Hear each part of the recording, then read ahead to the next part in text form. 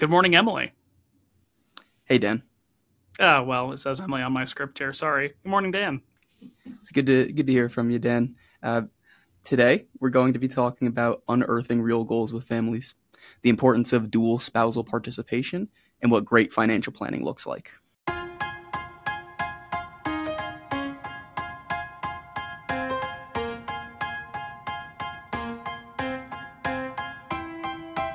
Welcome to the Science of Wealth, where we discuss the science behind financial planning and the art of learning and applying it.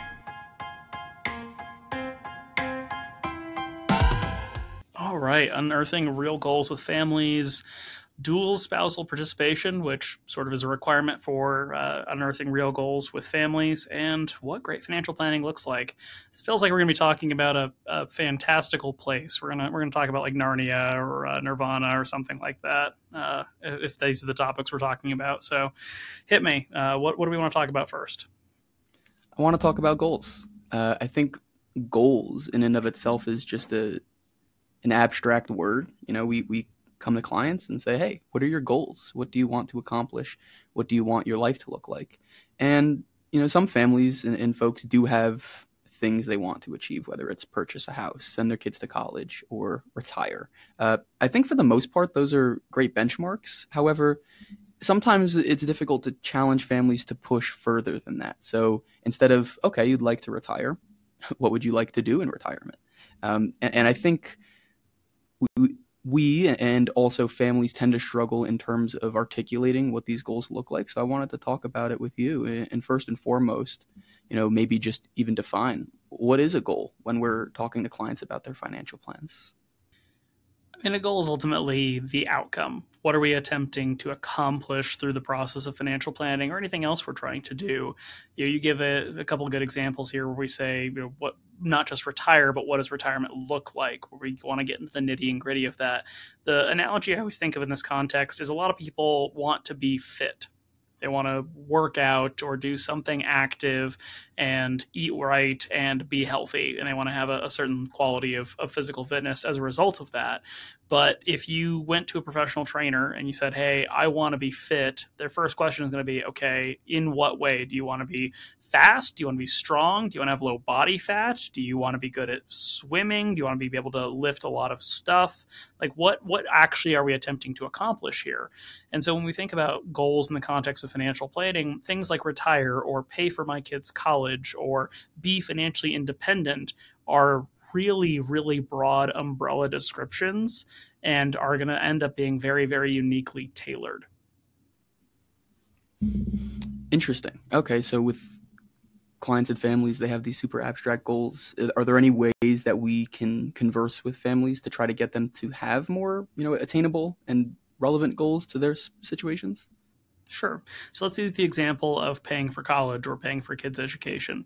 Often a question we're going to ask is, have you discussed, right, speaking to this client or this client and their spouse, and they're both clients in that context, and asking, have you discussed or thought about what education looks like for your kids? And they will often have one of two responses, either an incredibly specific response or a very indistinct and undefined response.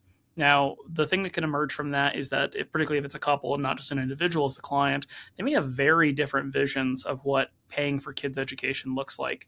Often, one or both spouses will have paid for their own education, which will lead them to have feelings like, well, I paid for mine, they can pay for theirs.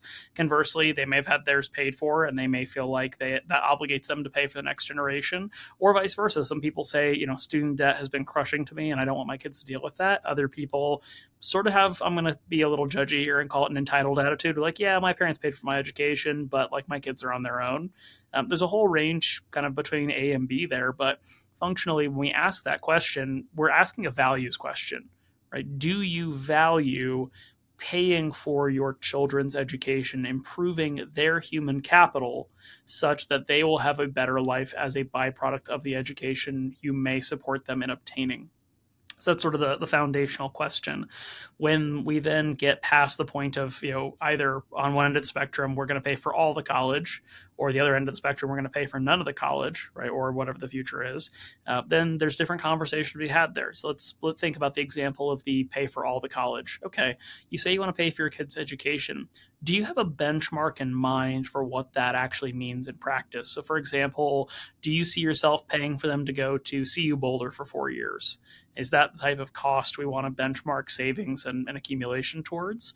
Or is it more indistinct? Is it, hey, we would pay for 2 years of school anywhere, or 4 years of school anywhere? Or is it any 4 year school in state? Or is it any 4 year school anywhere?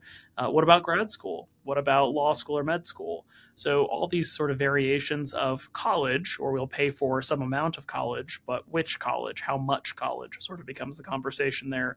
For the parents who say, our kids are on their own, we're not going to pay for this, then I sort of have to bifurcate into the, is this a, putting your oxygen mask on first conversation, or is this a, I don't want to conversation? Because I think there's a very big difference there.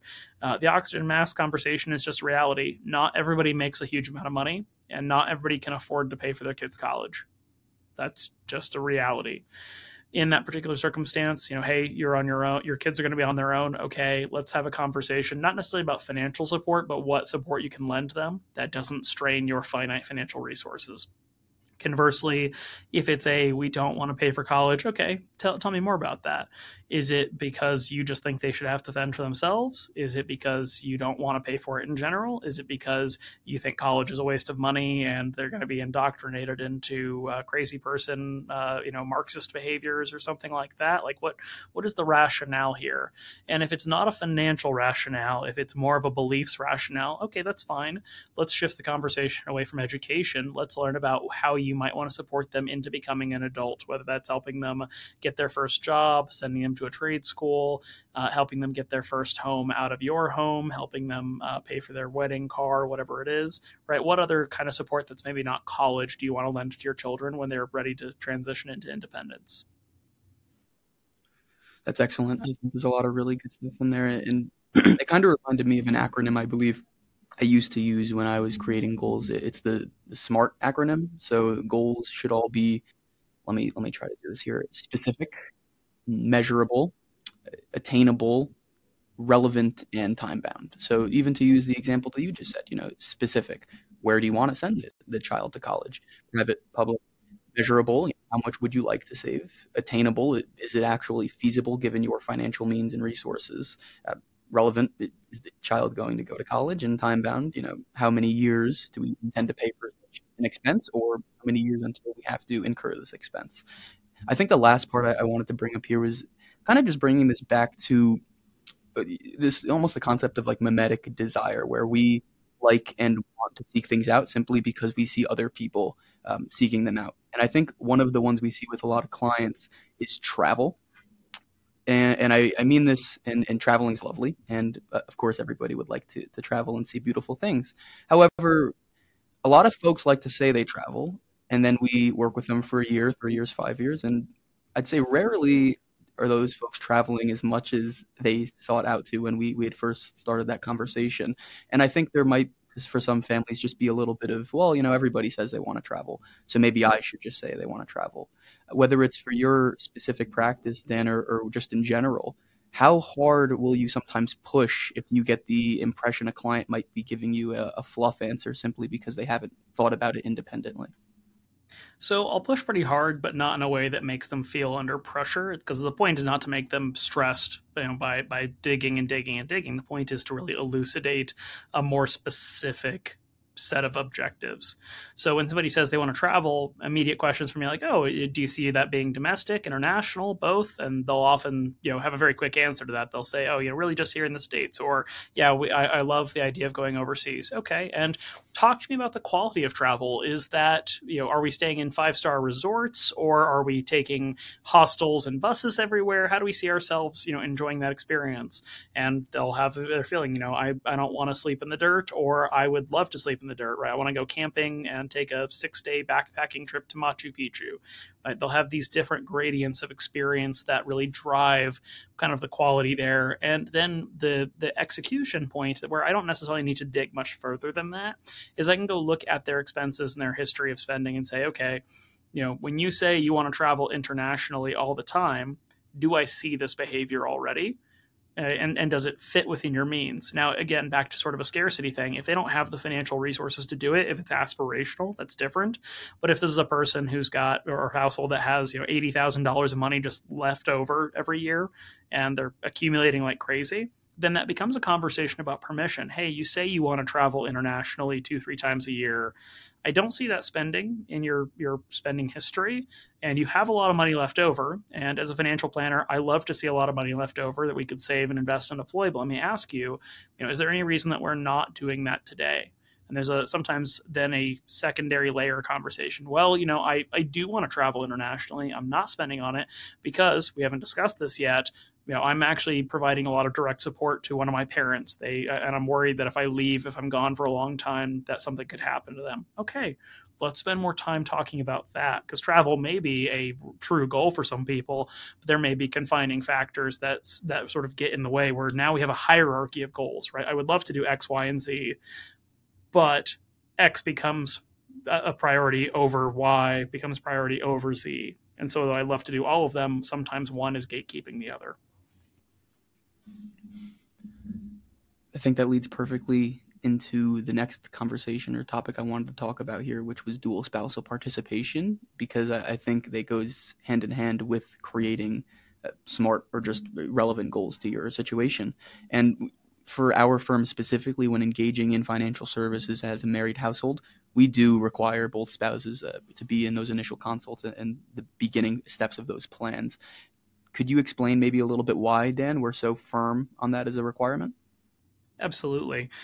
There's actually a huge variety of reasons here. So I'll try to lay out a couple of sort of salient highlight points.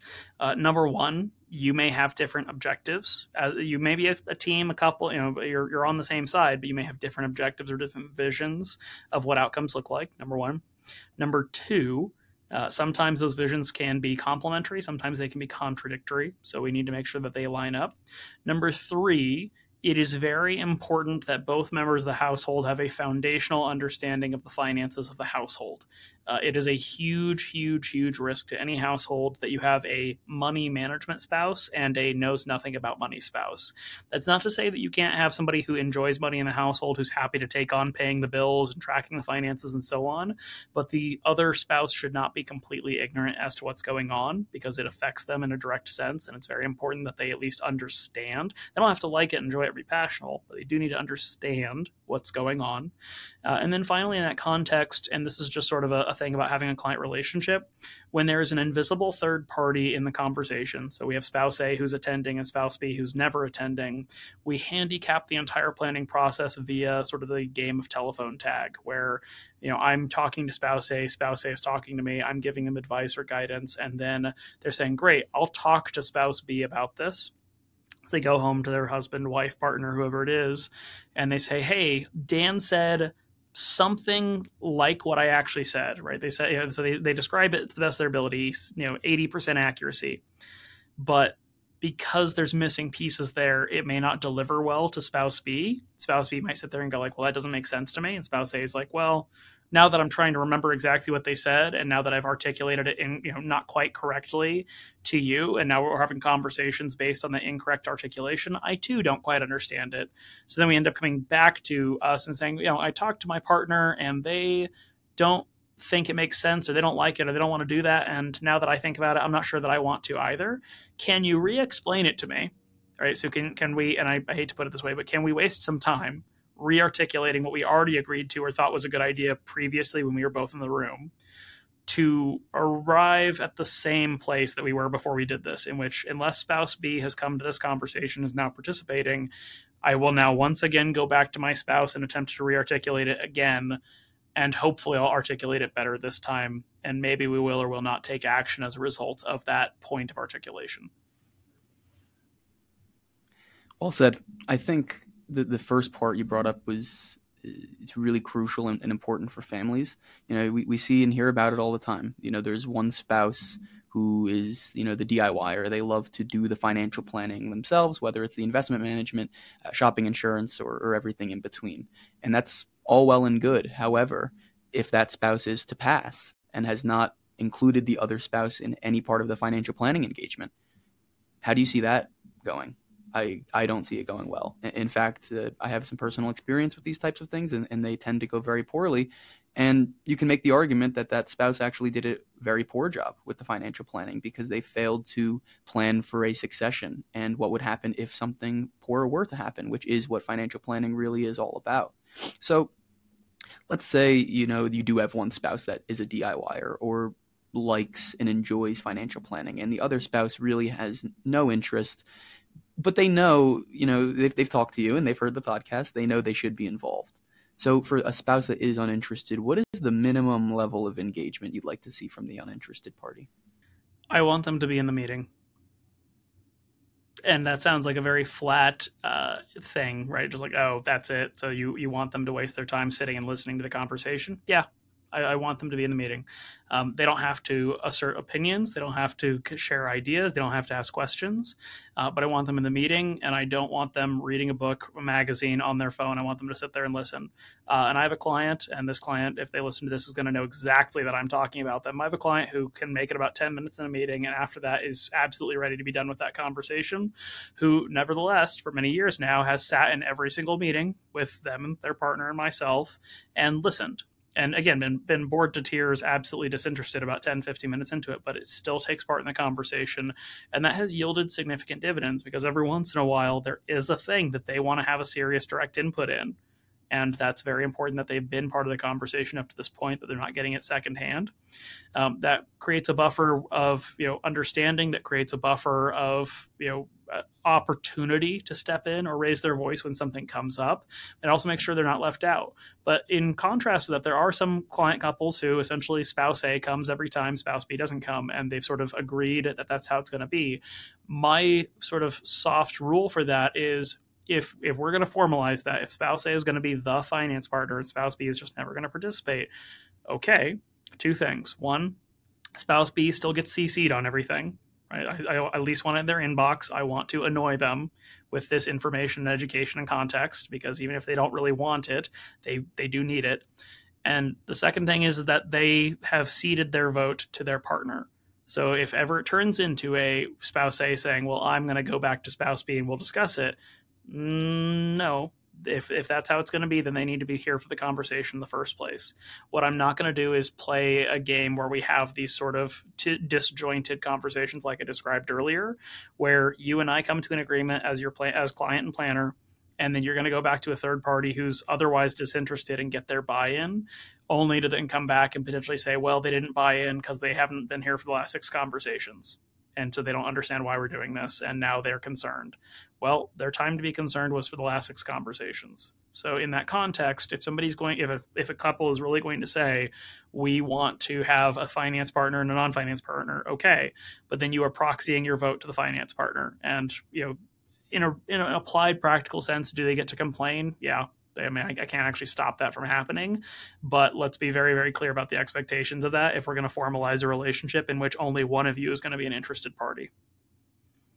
There used to be a family I worked with back in the day where the spouse that actually was the breadwinner, did not care at all.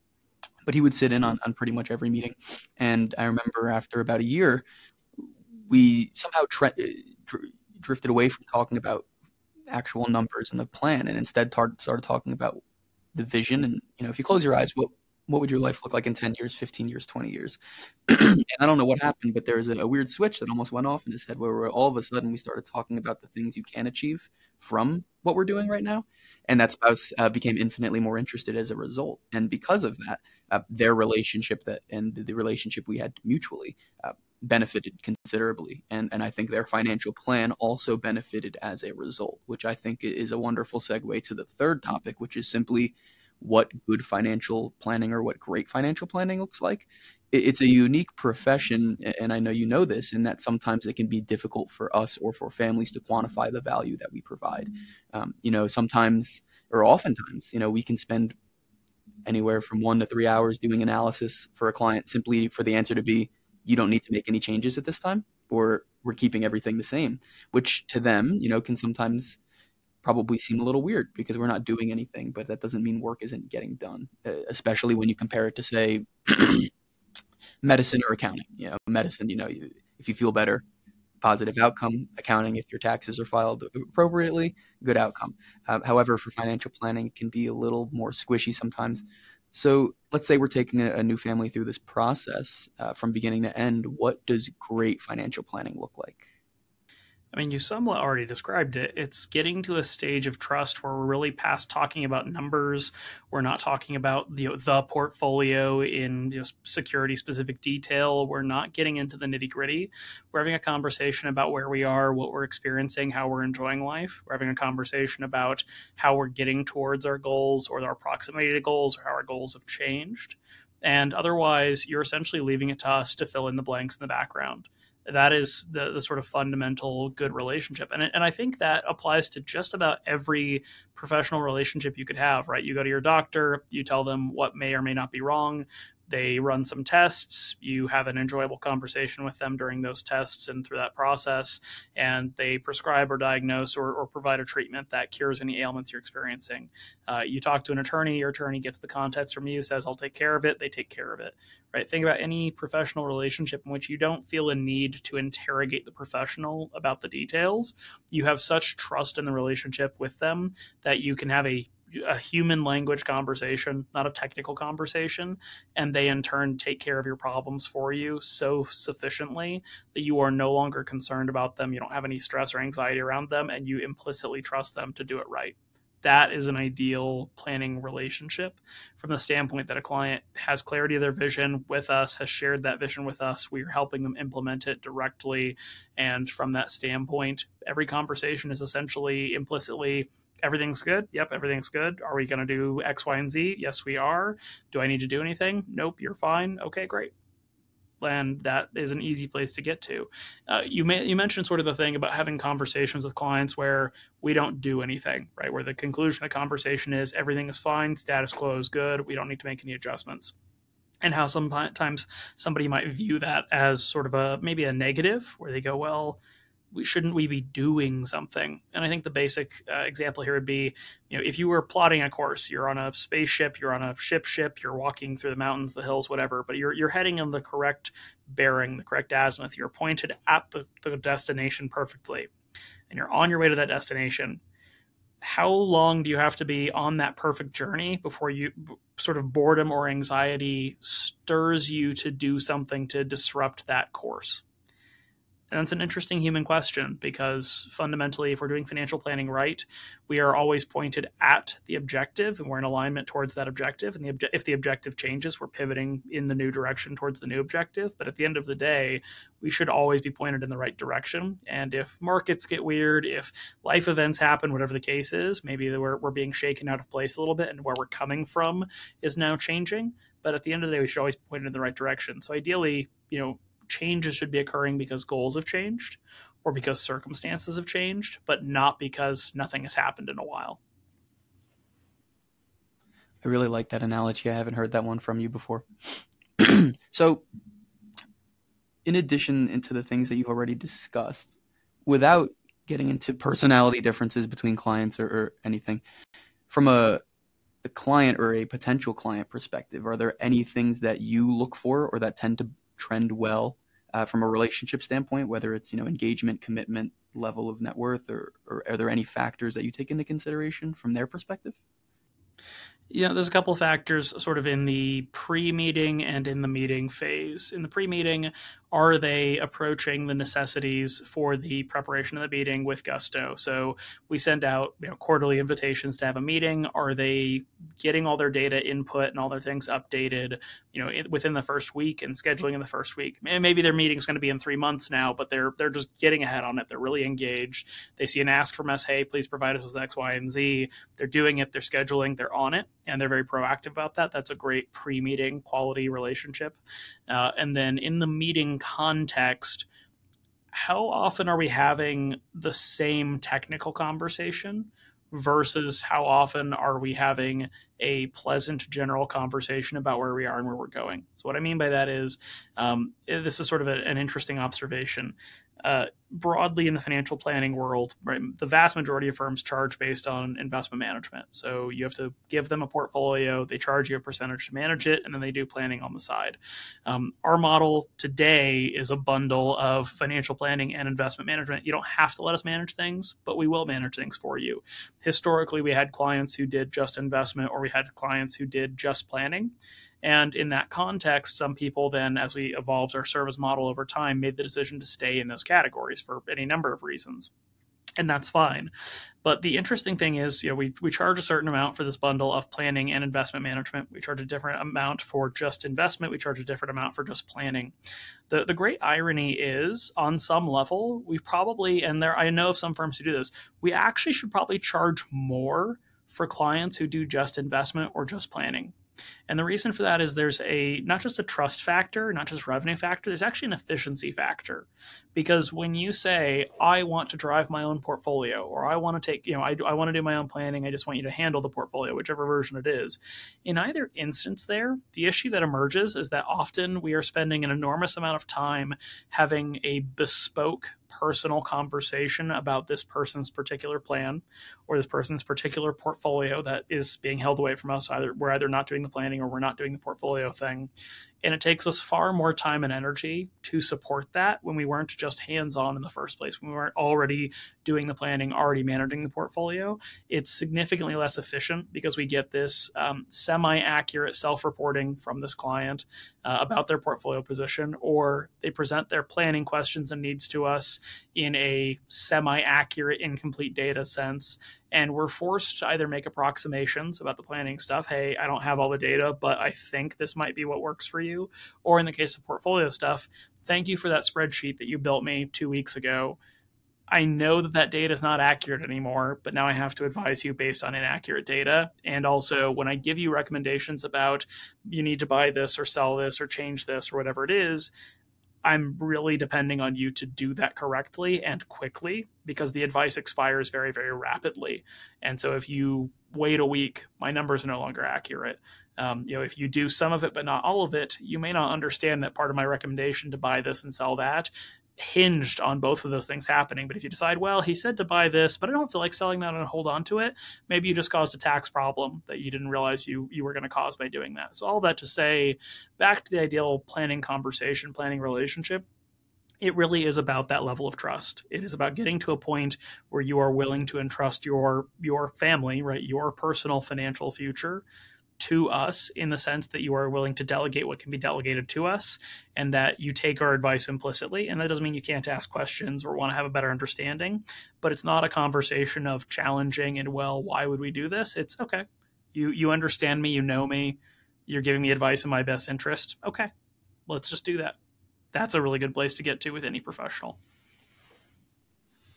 And especially in this industry and with our client base, I think you can make an argument, while not perfect, there's a pretty direct correlation between commitment and trust clients have with us and the level of financial success or satisfaction they have with the relationship in their financial plan. So thanks for sharing all that, Dan. Sure. I want to add one more thing onto that, and this is a little bit more for clients of other professionals and more importantly for those professionals themselves. I think most of us as professionals like to think of ourselves as A players. And statistically, that's impossible, right? There's a whole distribution of professionalism and quality. On this podcast, we've talked a lot about client trust. We've talked about the importance of the client experience, of the relationship, and all of that. And I just want to caution, it is a dangerous thing for anybody, a financial planner, accountant, lawyer, whoever you are, to think of yourself as a white glove A-list player when that is not what your clients experience. And so I bring all of that up in the context of this conversation about what great financial planning looks like, in that it should be a constant striving goal for every professional to deliver such quality service and such quality experience to their clients that functionally there's no such thing as an A client and a B client, that you can look at every client and say you are all A clients, truly, from a compensation standpoint, from a quality of relationship standpoint, from a ease of doing business with standpoint. You should not look at any client and think, that client is suboptimal for me. And that's hard to do. There's always going to be a sort of a favorite. Everybody has a favorite. There's always going to be a least favorite. Sorry, everybody has a least favorite. But in a perfect world, you don't have a big disparity in the quality of your client relationships, but that requires you to go above and beyond in delivering for your clients more than what they expect from you. That's an important distinction to make, because we do strive on a daily basis to provide A-list white glove service to our clients. But I think whether it's our profession or other professions, you have to ask it, well, are we providing that service? And if so, should we expect the same from our clients? Because if we're not, frankly, we don't deserve it. Ooh, strong but fair. Strong but fair. All right, Daniel, with that, let's turn to your wisdom of the week. What is something you think our audience should hear or learn about or know? So we work currently with about, I believe, a little bit less than 200 households, families and small businesses in the area and around the United States. And I think one of the biggest wins we have kind of goes back to what we said earlier, in that we almost didn't do anything post-election with clients. We had a lot of clients call and share concerns about the short term and maybe some of the things that were of worry to them. However, I think one of our greatest achievements as a firm is that we were able to ease a lot of those concerns and let clients and families know they're still on the right path, and that the temporary declines in the market or in their sentiment are not permanent losses unless we actually start to lock them in and sell. And I think that is a really nice aspect of what great financial planning looks like. Couldn't have said it better myself.